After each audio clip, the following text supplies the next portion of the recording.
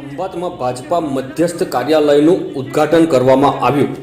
ખંભાતમાં અંબિકા હોટલની બાજુમાં ખંભાત 108 વિધાનસભા અને લોકસભાની મધ્યસ્થ કાર્યાલયનું સ્વામિનારાયણ મંદિરના સ્વામી, આણંદ જિલ્લા ભાજપા લોકસભાના ઉમેદવાર મિતેશભાઈ પટેલ, ખંભાત 108 વિધાનસભાના ઉમેદવાર ચિરાગભાઈ પટેલના હસ્તે ઉદ્ઘાટન કરવામાં આવ્યું। ઉદ્ઘાટનમાં ખંભાત ભાજપાના પદાધિકારીઓ અને કાર્યકર્તાઓ ઉપસ્થિત રહ્યા હતા।